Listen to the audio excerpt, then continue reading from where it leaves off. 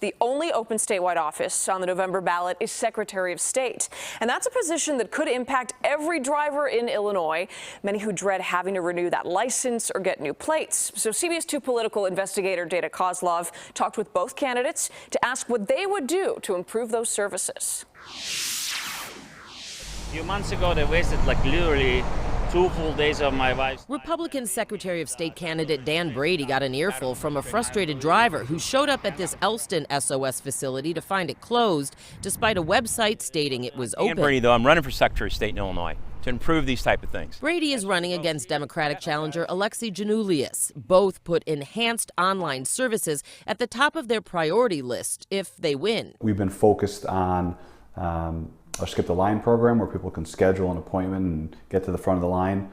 We've looked at putting people's driver's license and IDs on their mobile device, the creation of an app, vision tests online. What can we do? Can we move a license from renewals from a 6-year up to 6 years, possibly to 8 years? Giannoulias says modernization of all services is key. Brady also wants to open more remote locations at community colleges, even libraries. And Brady also made this promise in an ad about crime, a big buzzword this election cycle. As Secretary of State, I'll support law enforcement and allow the Secretary of State Police to do what they do best, fight back against crime. Exactly how would the Secretary of State Police help keep the streets safer when their primary function is to protect the Capitol? Well, the primary function may be protect the Capitol. But Brady says 60 officers are assigned to special units for things like auto theft and illegal car sales. He says those officers could help local departments. I think local law enforcement could benefit from that intel that the Secretary of State's office, Secretary of State's Police Division has. Giannoulias? We continue to talk about things that our office can tangibly do to help on crime, on social justice issues, and we're going to focus on that. Giannoulias also says his past experience as state treasurer makes him uniquely qualified for this office.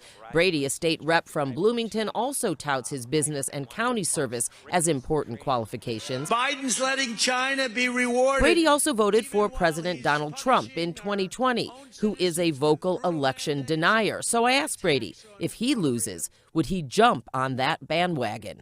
No, and I haven't done that. Representative Brady says he will also work to enhance the organ donation program within the Secretary of State's office. Giannoulias says he will fight for voter rights, which isn't necessarily a function of Secretary of State's offices like this one here in the Loop. I'm live in the Loop. Dana Kozlov, CBS 2 News. Marie? Dana, thank you.